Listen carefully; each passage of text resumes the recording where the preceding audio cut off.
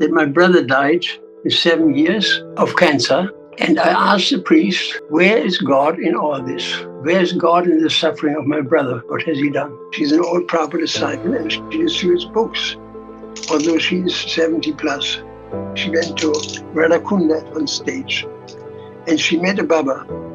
And the Baba said, do you want to have love of Radha? If I give you Radha mantra, if you chant that, you will come very close to Radharani. Most of the Christians, even the Catholics or the Orthodox or the Protestants, any of the branches, they consider Jesus Christ as God. Jesus Christ never mentioned in the whole Bible that I am God. He always mentioned that I am Son of God. There's a difference between the historical Jesus and the official church Jesus. These are two different things, really. Like Jesus never said he's God. You tell me, why is it that the innocent suffer? Where is God in the suffering of the world? They cannot answer this question. If you can understand Krishna, you can understand Jesus. If you say you love Jesus, you must also love Krishna, because he said, love your Lord. He didn't say, love me. Hare Krishna, Krishna Krishna, Hare Hare. Namo Krishna Prasaya Bhutale Srimate Bhakti Vedanta Swami Niti Namine Namaste Saraswati Devi Gauravani Prasarine Nirvisesa Suryavadi Vasadyade Sakarine Namaste Shri Krishna Chaitanya Prabhu Nityananda Shri Advaita Gadadhara Shivasadi Gaur Bhakta Vrinda Jaya Shri Krishna Chaitanya Prabhu Nityananda Shri Advaita Gadadhara Shivasadi Gaur Bhakta Vrinda. Hare Krishna, Hare Krishna, Krishna Krishna, Hare Hare, Hare Rama, Hare Rama, Rama Rama, Hare Hare, Hare Krishna, Hare Krishna, Krishna Krishna, Hare Hare. Hare Rama, Hare Rama, Rama Rama, Hare Hare. Hare Krishna, Hare Krishna, Hare Krishna, Krishna Krishna, Hare Hare. Hare Rama, Hare Rama, Rama Rama, Hare Hare. Hare Krishna, Krishna Krishna, Hare Hare, Hare Rama, Hare Rama, Rama Rama, Hare Hare. Hare Krishna, Krishna Krishna, Hare Hare, Hare Rama, Hare Rama, Rama Rama, Hare Hare. Hare Bol, Hare Bol, Hare Bol, Nitai Bol, Hare Bol. Prabhupada, Prabhupada, Prabhupada, Jaya Jaya Prabhupada. Jai. Thank you so much, Prabhuji, for such a beautiful kirtan. So, Hare Krishna, welcome to the Matchless Gift podcast, the smartest Hare Krishna podcast in the world. And today we are very, very blessed to have with us His Grace Prithu Prabhu Ji. Prabhu Ji is one of the foremost disciples of His Divine Grace A.C. Bhaktivedanta Swami Srila Prabhupada, our founder Acharya. Prabhu Ji has been in the mission from now almost more than 50 years, worldwide traveling and preaching. The moment Prabhu Ji's main area is Northern Ireland, where Prabhu Ji is living in the Krishna island, and which he has established, and also traveling the whole world, preaching vigorously. So, and also you just heard a sample of Prabhuji's melodious kirtans. So we are really, really glad, Prabhuji, that you have joined us today. Thank you so much for giving your valuable time. Prabhuji, we would like to begin from something about your childhood. Like, how was your childhood like, Prabhuji? Well, I come from a Christian background. My parents were very pious people. And so what a major event was that my brother died with 7 years of cancer. And I asked the priest, where is God in all this? Where is God in the suffering of my brother? What has he done? And the priest says, I don't know. I said, but there must be reason. God must be reasonable. Somebody has everything, somebody has nothing, somebody is suffering, somebody is enjoying. Where's God in all that? He said, I cannot answer this question. And that brought me to this research, to searching, because religion, after all, has to be reasonable. Where is God, who is omnipresent? He's everywhere, omniscient, he knows everything. Omnipotent is all powerful. Christians accept that, Muslims accept that, Jewish people accept that. But where's the justice here? What is God doing in all the suffering in the world? And so later on, when I became an atheist, actually, based on that. And there was no answer from the Christian doctrine. And so later I got involved in reading some Buddhist scripture, and there became very clear that this life is just a succession of a previous life. Just like Christians, Muslims, or Jewish people believe that our future life is based on this life. So it was like a thunderbolt on my head, because I finally understood. I said, that's it, right? The question, the answer is given right there. That people suffer or enjoy based on their spiritual or unspiritual life in a previous existence. In summary, there's no concept of soul, defined concept of soul in the Abrahamic religions. Abrahamic religions means Muslim, Jewish, or Christian. They don't have a defined concept of soul. If you read the second chapter of Bhagavad Gita, you're all set. There's transcendental knowledge there that describes precisely for the soul there's never birth nor death. One who is born, death is certain, etc., etc. As a body, embodied soul continuously travels in this body from childhood, youthhood, etc. All these things are explained in the second chapter.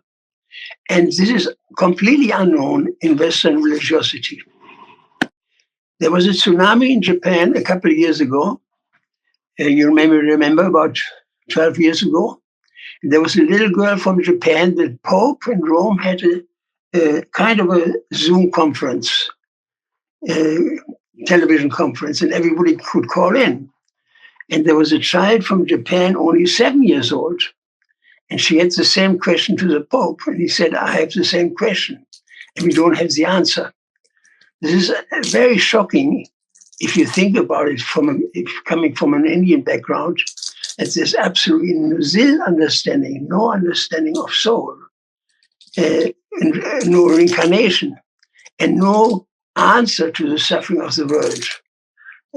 You ask every rickshawala in Delhi or in Royal Bazaar, why do the innocent suffer? He will say, well, nobody's innocent, not even a child. That everybody reaps what he sows, Alice also says in biblical scriptures. So later on, I studied comparative religion at the university in Bonn to pursue this, and ultimately I ended up getting Prabhupada's Ishopanishad, and that was for me like a revelation. I read that book in one night on a train to Paris, and the next morning I went to the temple and said, I'm ready. Not from one day to another. It took me some time, from my 10th years old all the way to 24. I was searching, but I found the answer. And so once I knew the answer, I read Ishopanishad, and I came to the conclusion, sign me up. That's for me. That's what I'm looking for. And so I joined the Hare Krishna movement on the 1st of January 1972. That's 53 years ago, to the day almost. And ever since, I'm Prabhupada disciple. How about that? Jai. Okay. Prabhuji, then how did you meet Srila Prabhupada for the first time? What was the first interaction with him? I met Prabhupada in the same year. I joined in 72 in January, and Prabhupada came to Paris, I think, no, to Amsterdam. And we all went there from the temple. We visited all the people, many devotees from all over Europe, conversed on Amsterdam at that time. And we went to the airport, and I knew where Prabhupada is coming. I came the day before on an flight from Germany. So at that time, there was immigration. I went up to immigration, and there Prabhupada was. And so I saw him. I lifted up my camera, and I made a photo when he lifted up his hand and waving me. So there's a picture out there between myself and Prabhupada and nobody else. That was the first time I met Prabhupada. And from there, it went from one meeting to the other. I met Prabhupada in Paris. I met Prabhupada in Germany. I met Prabhupada in Sweden. I met Prabhupada in India and in so many different places. And I've been his disciple ever since. Jai. So probably like from then at that time till 1977 over the years, can you just describe like some of the personal interactions or any personal instructions given by Srila Prabhupada to you? Well, I have a whole bunch of instructions by Prabhupada. In fact, I was with Prabhupada in his last days in Vrindavan for 3 weeks. I was in his room a lot of time. In fact, Prabhupada wanted me to sing for him. And so I sang for 6 hours the first day in one stretch. Most of the time I was alone with Prabhupada. And after 6 hours, he said, come back tomorrow. He asked his servant to organize it. I would come back. And so I sang for Prabhupada every day 6 hours from my first day in India in the last 3 weeks of Prabhupada's time. So I sang in the morning, and he left in the evening. So that was a very intense meeting. But even beyond that, when Prabhupada was in Germany, I met him, I asked questions. I remember one time I was managing the temple festival, and I had a magnetic board with all the names on it, so I could move names around from the daily department to the Sankirtan or whatever. And Prabhupada was behind me, and he saw that. He said, what does that mean? I said, Srila Prabhupada, everybody is here, 200 devotees. And then Prabhupada said, and then what do you do? I said, I can move them from here to there. And Prabhupada said, how does it work? I said, it's magnetic. Prabhupada said, can I try this? I said, sure, Srila Prabhupada. So Prabhupada took some name and moved him from here to there and from there to there. And then he looked at me very stern and said, and all this will fail 100% unless there's love and trust between the devotees. And he repeated, unless there's love and trust between the devotees, our movement cannot function. It will not be successful. It's a very important instruction right there, you know. Then at a later stage, I translated Bhagavad Gita together with, so I translated Bhagavad Gita into German together with Anant Swami and Gauravani Maharaj. And there's one verse that was curious. It says, one who chants the holy name must have taken bath in all the holy rivers of India and visited all the holy places of India. And so I asked Prabhupada, does it mean that I was born in India in my last life? It's a simple question. And Prabhupada smiled and chuckled. He said, there may be. He said, actually, I created a good fortune. And that is a very important sentence that he said there. Not my good fortune, everybody's fortune who follows him. But how does that actually work? I thought about it a long time. Here's the thing, that it says in the Brahmavata Purana that when Ganga came to Krishna, when Krishna was departing for the spiritual world, and she cried, she said, now you're leaving and I got stuck in the material world. People deposit their sins in my river. And I go down to Patala. And Krishna says, don't worry, there's a plan number 2.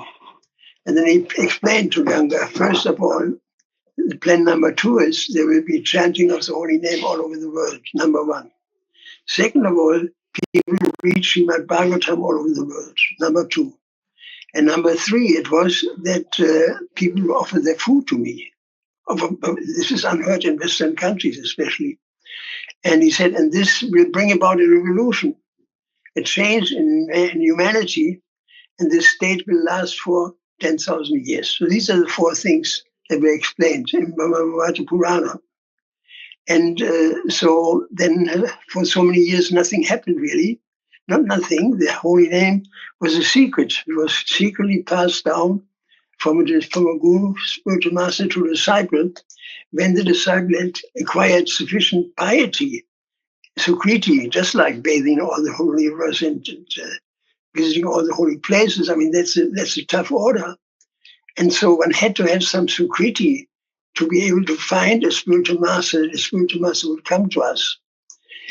And this was going on for a long time, all the way into the time of Lord Chaitanya, basically speaking. Even it was a Yamunacharya, or one of our acharyas, he got this mantra from his guru, and he publicly distributed it. The guru was very angry. He said, how can you do that? It's a secret mantra. And he said, but you said everybody will be liberated. You know that story. And so it goes to show it was a secret mantra at that time.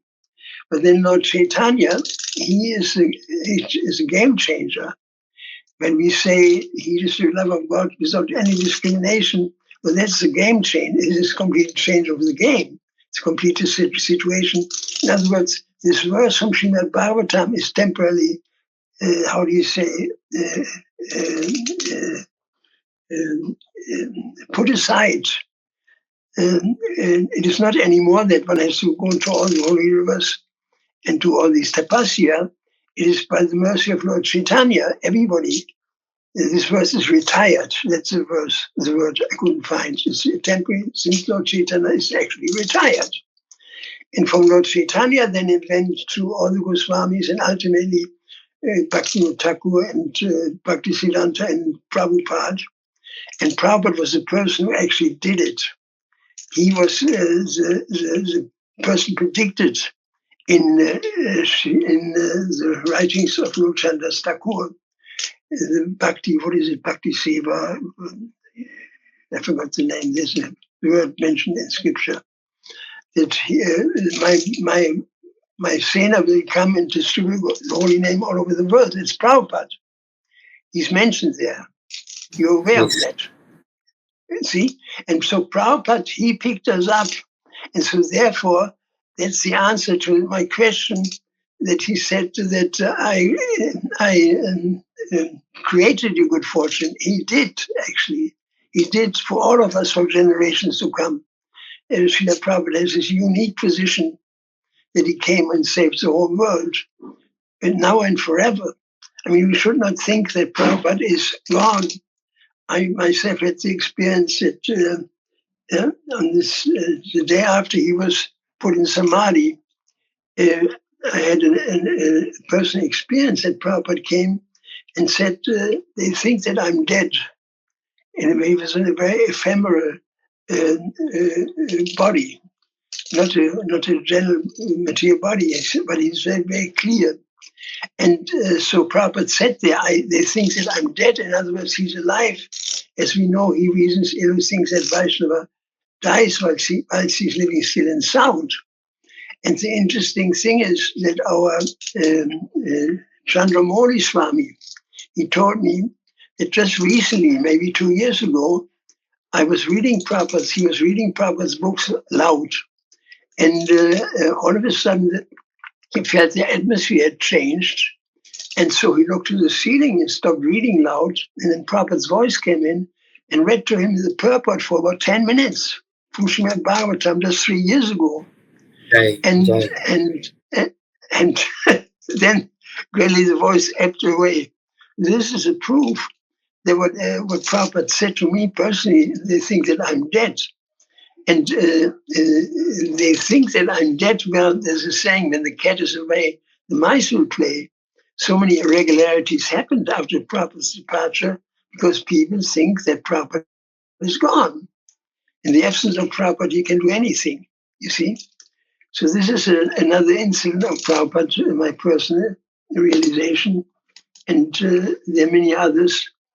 I saw when he went to Sweden, he went to a very atheist university, full of Marxists and Leninists and Stalinists and Naxalites, everything on the left side, extreme left radicals.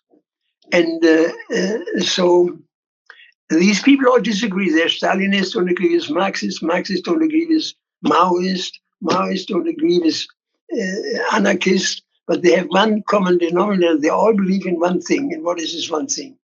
Classless society. They all believe that. All the different tribes of communism, they all believe in the classless society. It's a core belief of any communist, socialist, Marxist, whatever.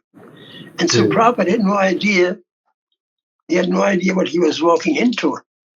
And so he sat on the Vyasasana. I sat right in front of him, not far away, maybe 2 meters.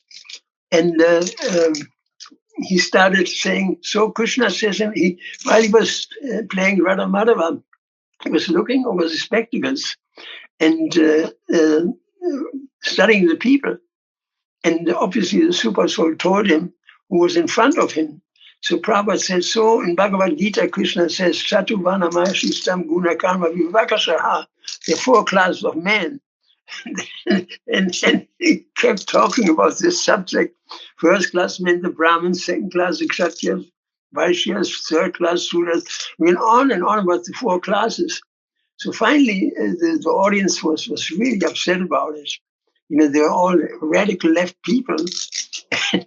So finally, somebody stood up very angry and said, of course, Swamiji, you think you're first class sitting on a high throne covered with flowers and people worship you going down. Do you think you're first class? I became so angry, I was just about to jump up and knock his teeth out. I was really angry that he insulted Prabhupada like that, Prabhupada said, no. He said, you completely misunderstand me. He said, I'm actually not first class. He said, I'm actually 5th class. There was dead silence in the room. And then Prabhupada said, I could see, I was right sitting in the room before him. He said, because I'm the servant of everyone. And 2 big tears came behind his spectacles down. His big tears came down. And he said, I'm the servant of everyone. It was a wonderful experience. Prabhupada, this humility he showed. And I could see, and we all could see, his disciples, how Prabhupada was so humble and at the same time so strong that he had no problem to tell people what his opinion is on things. He didn't try to adjust to public opinion. He never cared for public opinion. You know what I mean? There was one devotee wanted to start a public relation program back in New York, and Prabhupada said, no permission, not allowed, because he was concerned with the Shastric version, whatever Shastra says. That is for Prabhupada and for all of us. That's the ultimate issue, not what's the public thing. Jai. So very beautiful to hear, Prabhuji, your personal experiences with the Prabhupada. And the one pastime which you shared by his Chandramani Maharaj when he was reading out Prabhupada books loud. So after when he stopped, so he heard the voice of Srila Prabhupada reading the purport. It's something really amazing to hear. And by that, we can realize that Srila Prabhupada has not gone anywhere, as we hear that Vaishnavas never die. So, yeah, we can just experience it, Prabhuji. I mean, if you read Srimad Bhagavatam, then Prabhupada is preaching to us. He's definitely preaching to us. This is our source of connection to the transcendental world, is hearing Prabhupada's purports in Srimad Bhagavatam, Bhagavad Gita. He's present in his books. He said that I'm present in my books. He said that very clearly. And so he's in his books. Yes. Yeah, even when I read Srimad Bhagavatam, Prabhuji, so most of the purports are like Sri Prabhupada is personally talking to us. He's just instructing us one-to-one. Yeah. So, yeah. Okay, so Prabhuji, and over the years, Grace has traveled worldwide for preaching. So Prabhuji, how the experience is of traveling in different countries and preaching in different countries. How difficult it is, and like what challenges like you have faced over the years, and like how did you overcome them of traveling in different countries, because every country has a different culture, different ethnicity. So like what are the different challenges you faced over the years, Prabhuji, and how did you overcome them? I mean, one thing, I'm almost 80 years old. It's quite old, So it's not an easy thing to do for me. Of course, I use a wheelchair when I travel, and I travel alone. But in generally, I find there's plenty of preaching to be done all over the world. And I can go from one country to another in Western countries. I just was in France, I was in Czech Republic, I was in Germany, and before that I was in South Africa, before that was in Mauritius, and then I was in India. And I mean, I travel a lot, and even I don't stay in Vrindavan that much. I go to other places as well. I went to Mangalore last year, and Bombay, of course, and so many other places. So I feel the happiest when I can travel and preach. Because when Prabhupada came to what was in London, we were all Sankirtan book distributors. And so he asked his first question. He said, what is the most important verse of all the verses? And I lifted up my hands. And I said, Srila Prabhupada, it's Yada Dikata Ka Krishna Pradesh. And Prabhupada said, that is right. He opened his eyes very wide. He said, that's right. That's the right verse. Because we all know preaching is the essence, So he considered it the most, and Krishna says himself, Yadam Paramam Guyam Mat Bhakti Sudashati. One who preaches this message is most dear to me. And nothing is more important ultimately than to preach Krishna consciousness. There's a story. There's a girl, I don't know if I can name her name, I know exactly who it is, in Vrindavan, in Mayapur. She's an old Prabhupada disciple, and she distributes books, although she's 70 plus. And so she went to Vrindavan and to Mayapur, she went to Radha Kunda at one stage. And she met a Baba. And the Baba said, do you want to have love of Radha? And she said, well, of course. Initially, can you give me love of Radha? And he said, yes, I can. I give you a mantra. I give you a Radha mantra, if you chant that, you will come very close to Radharani. And so she stated in his little report she wrote, indeed, she chanted this mantra and she felt some closeness. But on the other side, she stopped going on book distribution and wanted to move to Radha Kunda. So one night, Prabhupada came to her and grabbed her in a dream. And he took her by the hand and he brought her to Radha Kunda. And he said, now I will show you Radha's love. And they dove into the Radha Kunda lake together. And at the bottom of it, there was a huge table with books. And Prabhupada said, you help me. There were so many people around saying, give me one, I want one, please, I want one, I want one. There were hundreds of people in the room who wanted a book. And Prabhupada said, you see, what are you waiting for? Please help me to receive these books. This is the love of Radha. And then the dream broke. It's a wonderful story, which goes to show where Prabhupada's heart is and where Radharani's heart is in the ultimate issue. It's the greatest pleasure to bring people to Krishna, I mean, this book distribution is such a cornerstone, such a core belief in our movement. And wherever the book distribution stops, we can see this in America very strongly. Book distribution stops and people get so many ideas and have so many different Prabhupads, my Prabhupada, this Prabhupada, and trying to cuddle this public opinion. But Prabhupada was never cuddling with anybody. He simply presented Krishna consciousness, that's all, Yes, so Prabhuji, you focused on a point that preaching is the essence, and you again mentioned another very beautiful realizing story, not a story, but a pastime of one Prabhupada disciple, Mataji, who was in book distribution. Then Sri Prabhupada came in her dream and showed her that actual love of Radharani is in his books itself, distributing those books, and everyone is eager to take the books. So, very beautiful, Prabhuji. Wherever there's book distribution, people are joining. Even in Germany, which is a very difficult country. The temple who distributes books, they never run out of new bhaktas. There are always bhaktas there. They're going on book distribution. The place is flourishing. And wherever this is forgotten or sidelined with some other project that people want to go inside in their consciousness and they want to, how do you say, develop their internal life, that's fair enough. But Prabhupada used to say, work first, samadhi later. This will come to us in due course of time. But as long as we are young, particularly, we should, use our valuable energy to distribute Prabhupada's books, and we will have no problem. There's an example. There was one big book distributor in Russia, in Nizhny Novgorod, and he was distributing books like anything for 40 years. And so one day he told his brahmachari friend, he said, I want to write my will, my last will. He said, why would you do this? He said, I had a dream with Lord Chaitanya telling me to write down my last wishes. And so he took a piece of paper and gave it to his friend. He said, if something happens, you have it black and white. And so a week later, they had a very bad accident. He was sitting on a passenger seat and was instantly killed. And so when Gopal Krishna Maharaj heard about it, he said, Lord Chaitanya took him. He didn't even experience the crash.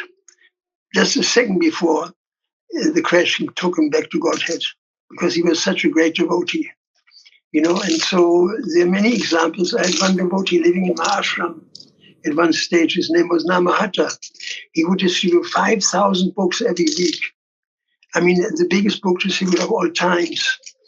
He was in India, and he would go, in Italy, and he would go to all the big industrialists with a whole truck full of books and said, you should give to every one of your members, of your workers, a book. And so he was able to distribute astounding amount of books.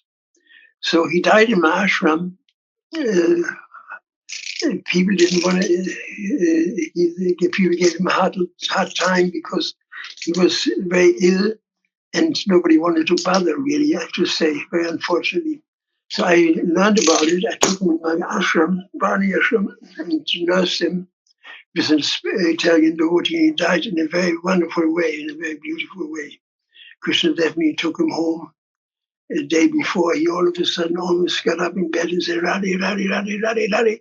And then he fell back. And when he came back to consciousness, he said, I saw something very wonderful. And so this is another example how Prabhupada is rewarding people when they distribute these books, when they preach Krishna consciousness and so on. I may be old physically, but I will try to work on this as long as I can breathe, to distribute Prabhupada's message and preach Krishna consciousness. Jai. Prabhuji, when you are telling the real life stories, real-time stories, so it is like really very inspirational to hear. And it's just like the things which we hear. So it is not just for the sake of telling or hearing.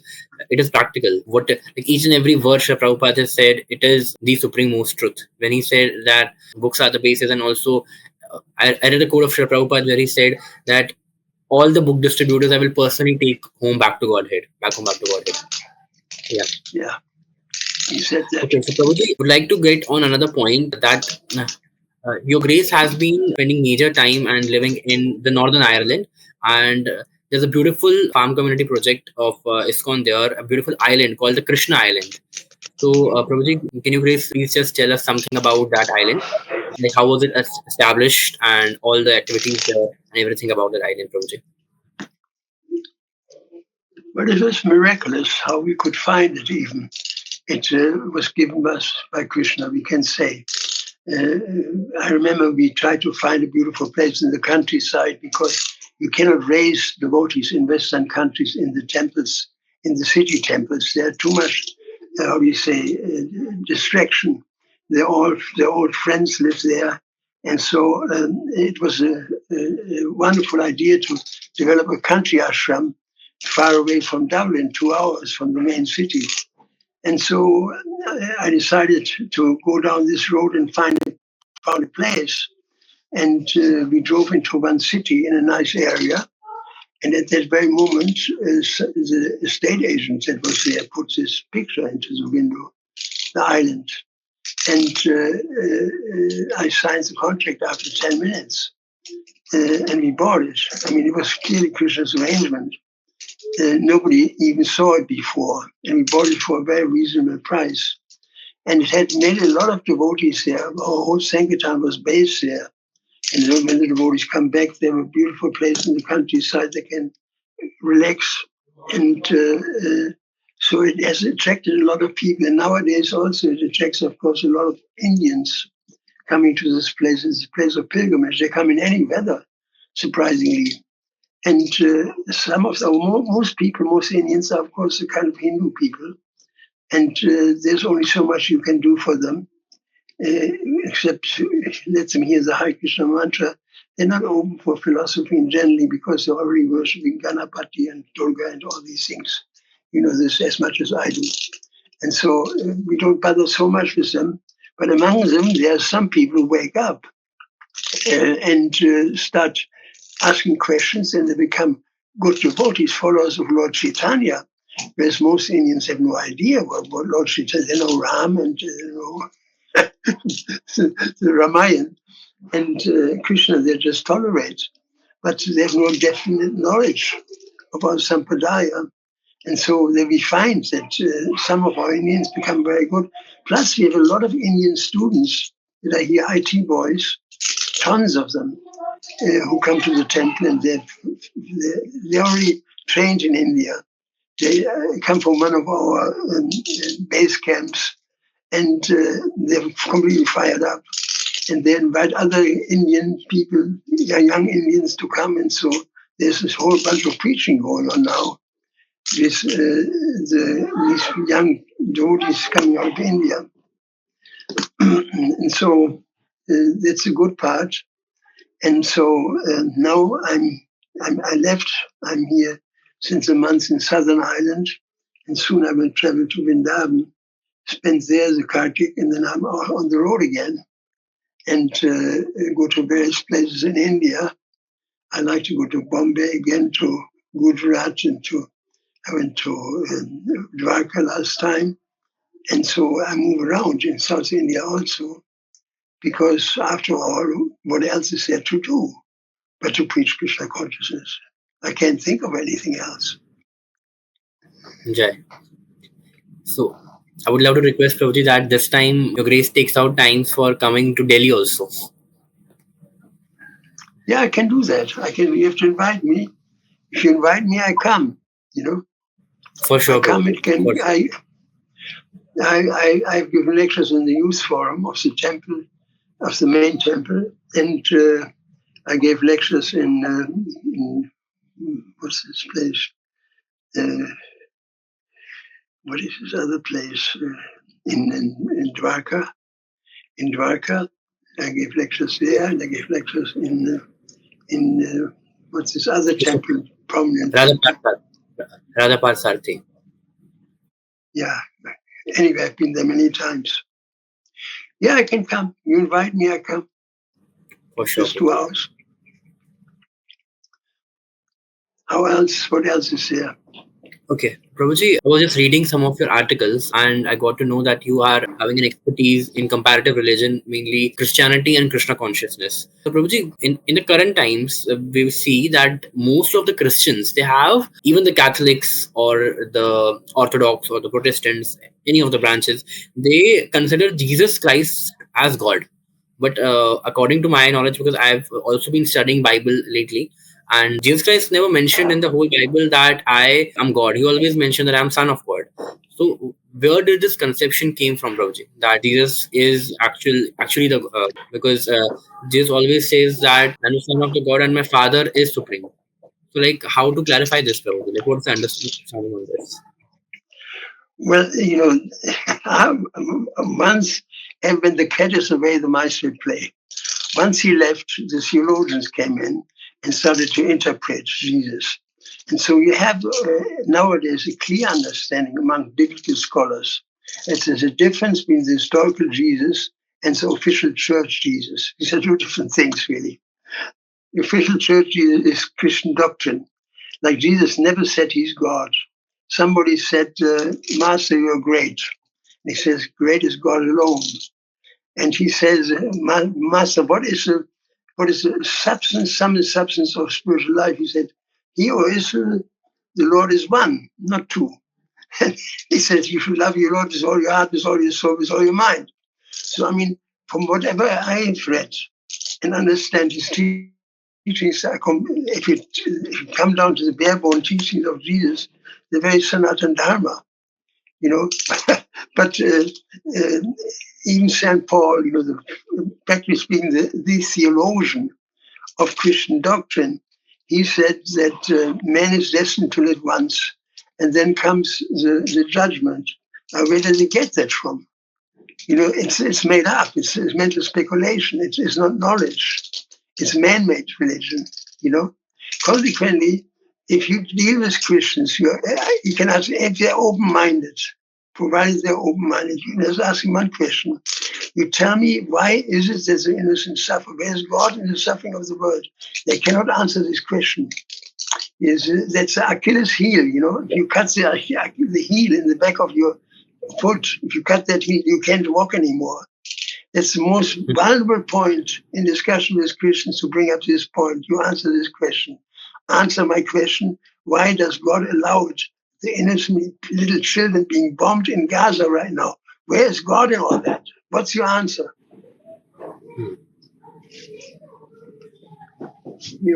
So it's an important point in preaching to bring up this point. There are, just like in the Hindu population, there are many students who are confused. Same the Christian students, they're confused about their religion. And so it's a huge preaching point. To just argue with them this point, you can answer me the question. We have the answer. Then you explain to them reincarnation. And they still won't accept it because they're indoctrinated from childhood on. Like the story of the elephant that was indoctrinated that he cannot pull the little plug out of the ground when he was a young child. So they are indoctrinated from childhood on. Jesus is the only way, and that's the problem. They can't get. The very few people who can go beyond that, who are open-minded, who are out of the box, and start thinking by themselves. They're very rare, but they're there because you find them everywhere in every religion. There are people who are doubting, and we have the answer. You have to, when you preach to a Christian, you have to answer your question: is this person worth to preach to? Is he actually able to listen? If he's not able to listen, you say, Hare Krishna, give him a book, or walk away or give him some prasadam. But you have to always ask the question, what is your philosophy? Prabhupada asks this question all the time when he talked to big people. Christians, somebody said, what is your philosophy? Because otherwise you're wasting your time. You may talk to him for 20 minutes, and then he says, I don't understand English. Because you didn't answer this basic question. You know what I mean? So we have to ask this question, what is your philosophy? And so you're encountering so many students in your studies in the university. Many of them are Christians. And you just ask them this question, where's God in all that? You answer my question, why do the innocent suffer? They have no idea. That's where our point is, philosophy. When Prabhupada was in Germany, there was a big Christian scholar came. I invited him. And I have many pictures with Prabhupada. When I come to Delhi, I can have a whole PowerPoint presentation of Prabhupada and myself in different situations. So there was this Christian scholar, and Prabhupada asked him this question, what is your philosophy? And the professor said, well, we believe Jesus died for our sins and nobody comes to the Father, singing all these things that we heard from childhood. And so Prabhupada listened to it. After some time, he yawned. And the professor said, Swamiji, what do you think of what I say? And then Prabhupada said something very profound. He waited for a minute, didn't say anything, just was thinking. And then he said, 2,000 years have passed, and still you don't understand Jesus. The man was, I'm a professor for Christian theology. Prabhupada said, if you can understand Jesus, Prabhupada said, you can understand Krishna. And that's what Jesus said himself. You can read it in the Gospel of John. If you know me, you know the Father. It's right there. Exactly what Prabhupada said. If you can understand Jesus, you can understand Krishna. If you can understand Krishna, you can understand Jesus. If you say you love Krishna, you must also love. If you say you want to love Krishna, Jesus, you must also love Krishna, because he said, "Love your Lord." He didn't say, "Love me." And if you love the Lord, if you love Krishna, you automatically love Jesus. And if you now, Father Porsche, Prabhupada said, if you tell me you want to love only Jesus and not Krishna, that means you have no knowledge. And that's what it is. That's the cutting edge right there. No knowledge. They don't have knowledge, It's between you and me, it's a tribal religion. You know what our tribal people are like. There are plenty of tribal people in India. They have no clue about Vedanta, the Vedanta of Indian philosophy. They have no clue. And so these are desert people who travel in the desert, and they maintain themselves by sheep and goats that they travel with, because how can they maintain otherwise themselves, So it's and that's what the basic is of Christianity, of Jewish religion, Muslim religion. It's a tribal religion. There is no knowledge of God, of the soul. No defined knowledge. What is God? What is soul? And if you present them what is God, then they say, you ask them, who's God? Tell me what do you know about God? So I don't know much. He said, well, let me tell you. If you tell them, they will say, I don't believe that. Because they're irrational.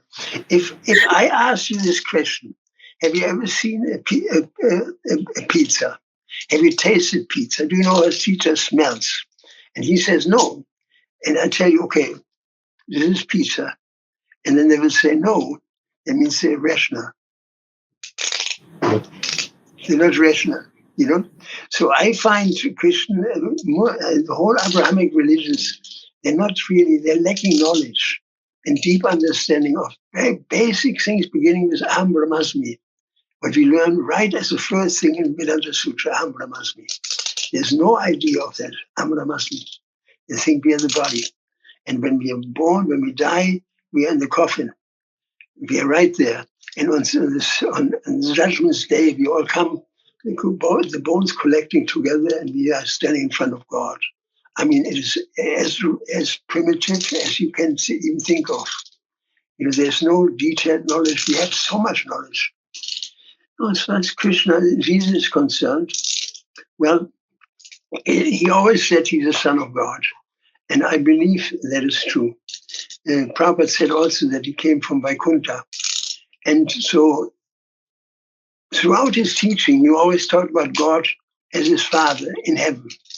Now you have to ask yourself this question: how can have somebody in the relationship of a soul to the Supreme Lord in terms of a son-father relationship? There are these 5 primary relationships: Sakya Rasa, Vatsalya Rasa, Madhurya, etc. There's no shred of relationship of the soul to the Supreme Soul. Wrong. I discussed this with Bhanu Swami a long time ago. In Sakya Rasa, in Dasya Rasa, it's right in the Chaitanya, in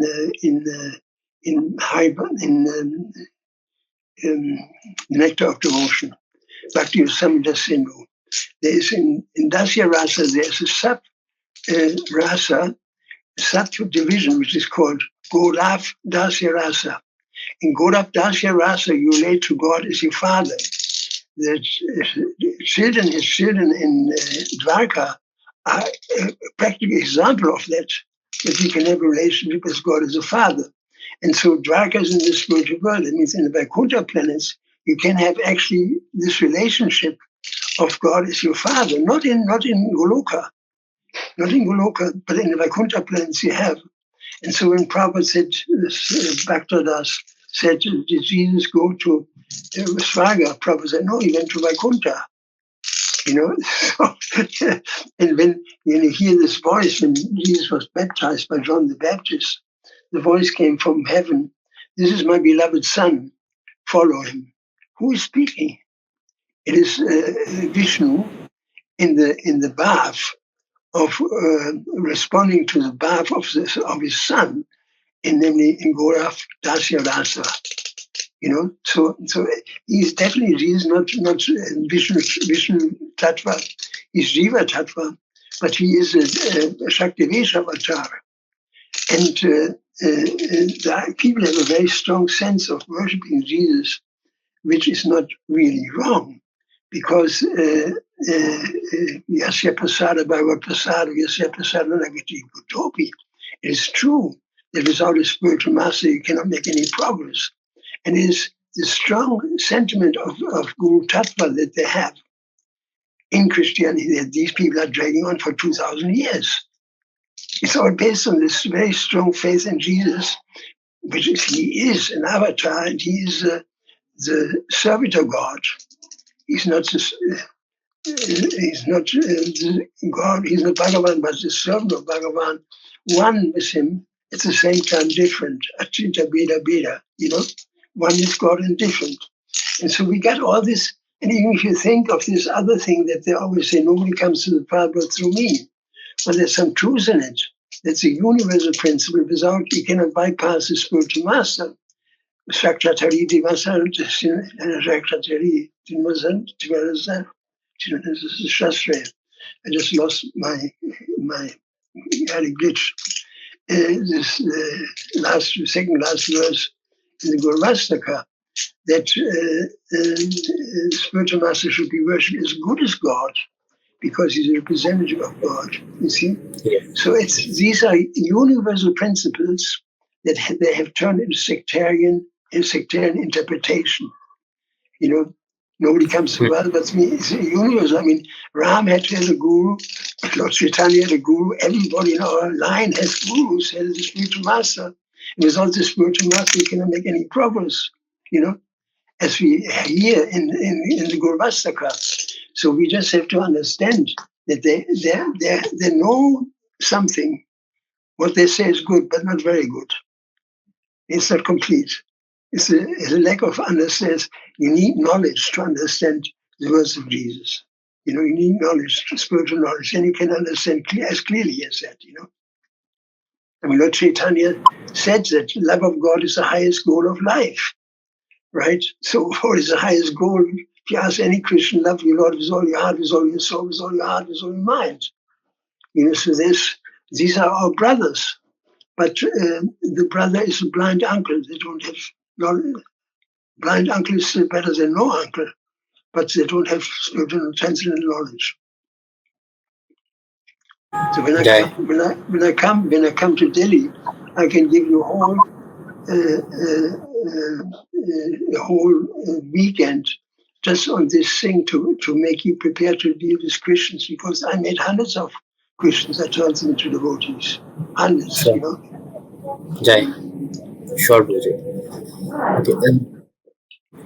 So, Prabhuji, like you in a very clear way, you clarified this point about Jesus Christ, his position, and actually, even Prabhupada has said it many times that he's a Shaktivesh avatar, and although he's a Jiva Tattva, but yeah, we can look him into as Guru Tattva for us. So, Prabhuji, there is one book I have read or heard of, the Aquarian Gospel of Jesus, and it actually mentions that around 10 to 15 years of time of Jesus Christ's life is not mentioned in the Bible, like where exactly he was at that time. So in that particular book, it is mentioned that Jesus Christ was in India. Jesus came to India for doing some sadhana around 10-12 years. So probably what's the understanding of this? How much authentic is this, and how should we take this? How should we understand this? I can tell you very clearly. There was a Russian traveler, Nicholas Notovich.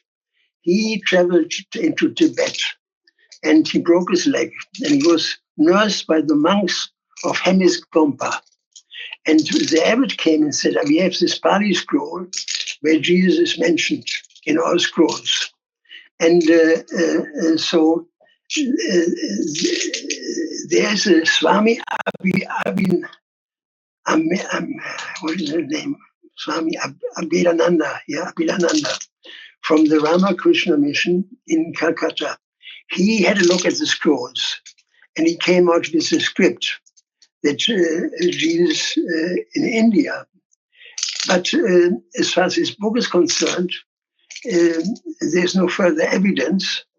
And there was one American man, his name was, he posed himself as Eli, that he had discovered Jesus' stay in India from the Akash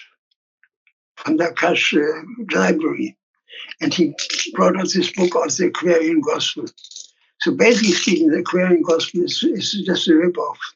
It's a plagiat of Nikolai Nonchovich's book, first of all. And so Prabhupada got this book himself, was given to him, and Prabhupada looked at it and said, actually, this makes sense to me, that Jesus didn't die. How can somebody die like this? I never believed in this. And so I believe in it. What he says is true. So then years later, somebody asked him, Srila Prabhupada, is it Shastra? The Prabhupada said, well, as long as it speaks the truth, it's Shastra. So then somebody of our devotees, I think it was Ravindra Swarup, presented to Srila Prabhupada one time, but this man, Eli ripped off this book of Nicholas Notovich. It's a plagiat. And then Prabhupada said, well, all these books are nonsense anyway. So if Prabhupada got more information, he would just pass a judgment, So I wouldn't take it very serious. There may be something in there, but we have to show it. The evidence is not clear, In fact, I went to Hemisgompa a long time ago and tried to find out from the monks there, and they said we don't have these scrolls anymore. They were bought by Western Christians. I believe the Vatican bought them and get this out of the way, so that there's no basis for any further research.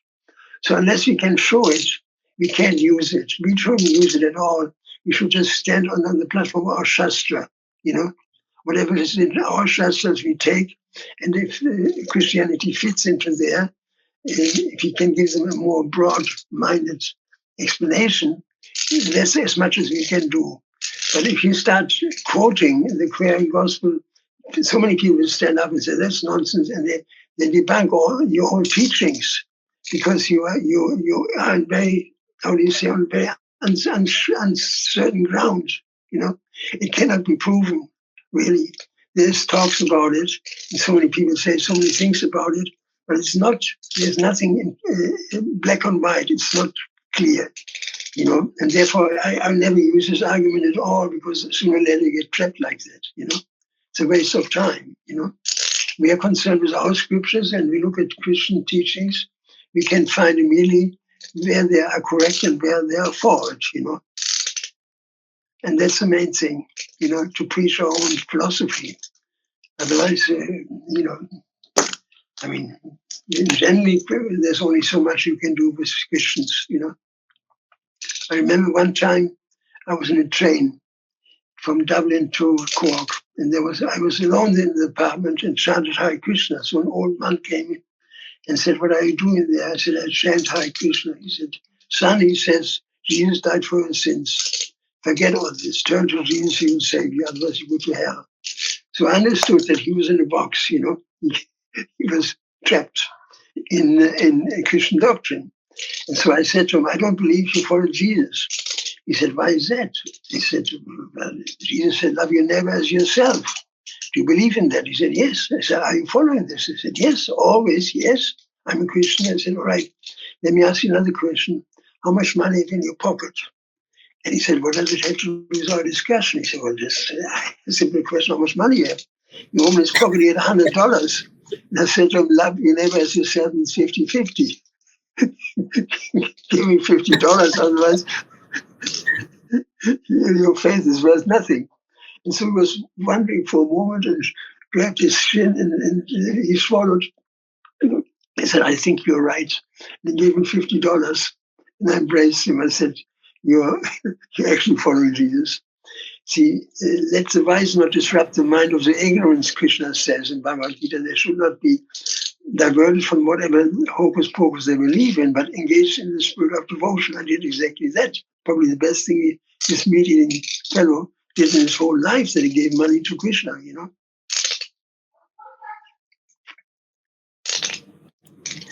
Very beautifully explained, Prabhuji. So, we'd like to jump into another topic, Prabhuji, which is actually grihstha ashram. Actually, Prabhuji, in nowadays, mainly in devotees itself, people don't understand the actual meaning or concept of grihstha ashram. And even devotees, they face very difficulty in actually even finding correct partners for themselves, correct even devotee partners. Prabhuji, like, how should this thing be looked at? Like, how to look at this thing and how to take this thing? Like, how to find compatible, like-minded devotee partners, and then how, like, what should be the basis of grihstha ashram to run smoothly, Prabhuji? So it doesn't Well, become a well, grahamai. you live in India, and so most Indians, devotees, you don't have to even think about who you're going to marry. They make a plan for you, and you have to say yes, practically speaking. And mostly they're concerned with caste, This is the same caste, very caste conscious. And so Yeah, I just had this example that a young couple, they wanted to get married, but the parents were in arms about it. So these are very compatible people. They're most professional people. They like each other. They make a very good team. But the parents are absolutely upset about it. And so I explained to him that Lord Chaitanya, he didn't care for the caste system. The caste system is not hereditary. It's based on qualification. And so Chanakya Pandit clearly said, when a man is grown up, the father should let him go. He should make his own decision. There's a verse right from the Shastras or from the scriptures of Chanakya Pandit. So people have to follow their own way. I mean, they should ask the parents, now don't do this. Don't give me a partner that I can't agree with, that I can't, I don't want to do that. Forget it. I will not.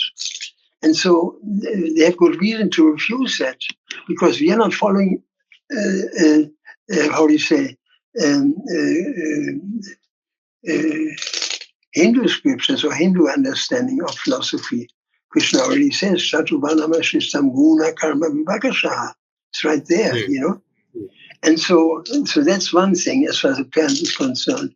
Basically speaking, it's a good idea if people find a suitable partner.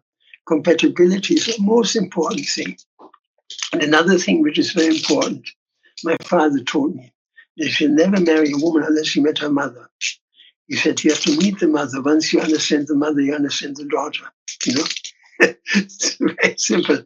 Because the daughter is an extension of the mother, basically speaking, And so it is absolutely essential. The most essential thing is that the wife is submissive, Unless the wife is submissive, can only be one man in the house, If there are two men in the house, you're heading for trouble, I would not recommend that, You cannot. You have to marry a woman who's agreeable to follow you. There's a whole chapter in Srimad Bhagavatam, and the gopis wanted to go home, and they didn't want to go home. And Krishna talks about the duty of a wife. You know that chapter? yes, I was, I was, 10th canto. yeah, I will send it to you if you have any doubt about it. So it's very clear that in our tradition, all the way from the top, even among the devas and Lord Brahma, there's only one man in the house. This is how that works, And I tell you one thing, I may come from a meat-eating background, but I've never heard a single argument between my mother and my father. Never, not once. I asked my sisters, my brothers, never. The positions are cut in stone. And therefore, I'm very conservative, and I can understand very well Vedic culture because they had some principles, that actually work. And these modern marriages, it's impossible to follow. Men will run away when the wife is dominant, because the man is an ego. The wife is emotions. She's a manifestation of emotions, So no ego can tolerate that if there's a competitor. If there's a competitor for men, there's war, right? So it's possible for men to marry a woman and be peaceful when the wife is trying to usurp his position and argues with him about everything and anything. So that's some very practical ideas that I can give you right there, and so they have to follow this. And so you may find a good partner. You have to pray. Prabhupada gave us the example that if you have any problems, he said, after the installation of Nitai and Krishna Balaram, he said, if you have any problem in life, you go to Nitai or Krishna Balaram and say, my dear Lord, this is my problem. Can you help me? And he said, and they will make the arrangements. Prabhupada said, and they will make the arrangements. So no reason to haste into anything. Just turn to Nitai and ask, I have a serious question. I need a partner. And then Krishna will arrange it. Jai.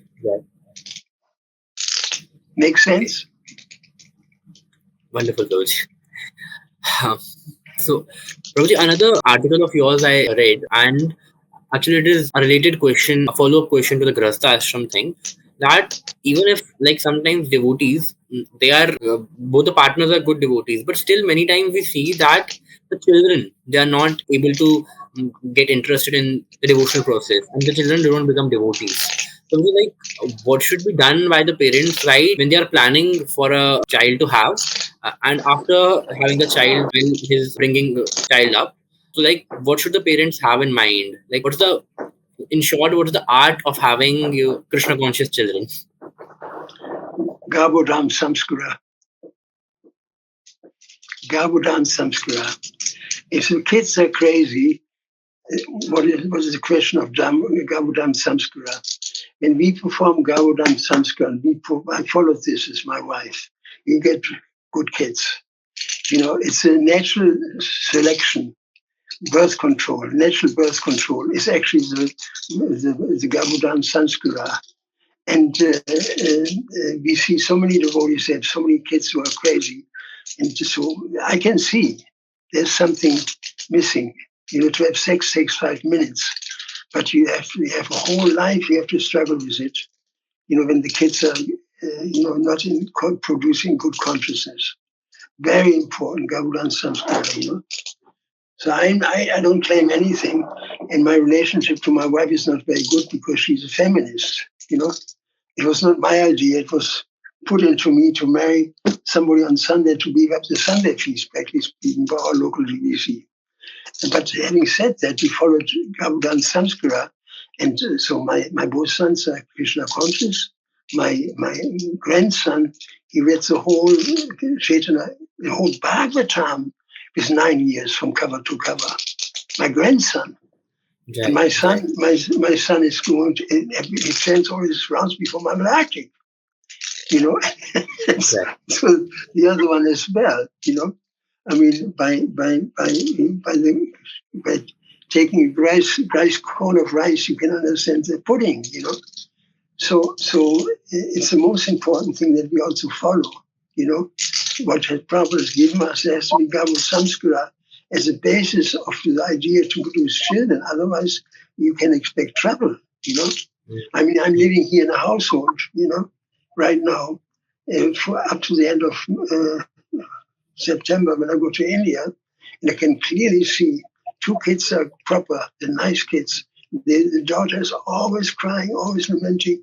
I guarantee you, it is Vana Shankara. Vana Shankara is there when there's no Garbhadaan samskara, Make sense? Prabhuji, when your grace is mentioning about Garbhadaan sanskaar, so many of the viewers, many of the, even the newcoming devotees, they do not know what exactly it is. So Prabhuji, if possible, can you just elaborate a little bit what Srila Prabhupada told about Garbhadaan sanskaar and what it exactly is according to Srila Prabhupada in an authentic way? Yeah, first of all, you have to chant 50 rounds. And the consciousness of the parents shouldn't be that the act should be a Krishna conscious act. That here we are now trying to produce a Krishna conscious child. The consciousness of the parents is very important. If the meditation of the parents, if you want to have a good child that can preach Krishna consciousness, you get a good result 100%. And why should Krishna not give you a good child? What should give Krishna your problem child if you produce a child in the right consciousness?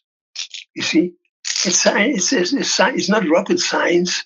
It's actually very simple, So the consciousness of the parents should be. So if people engage in a sexual act, there's a lot of foreplay, trying to enjoy girls being born right there, because Prabhupada said that, when the man is a stronger element in the union, and boys will be born. But when they're yakking away and they're doing all kinds of things to get the most out of the act, you get girl babies, baby girls, It's very simple. It's right in the Ayurveda. And so people have to keep this in mind. This is just an act that takes 5 minutes, but you have the consequences you have to bear for your whole life, Yeah. Does it make sense to you? Yes, Prabhuji. Sure, Prabhuji. Thank you so much for explaining it, Prabhuji. Because many of the people today, they don't know it exactly. Okay, so it was like a really wonderful conversation, Prabhuji. I just wanted to hear more and more from your grace. Krishna. Thank you so much for giving up your valuable time today, Prabhuji. Hare Krishna.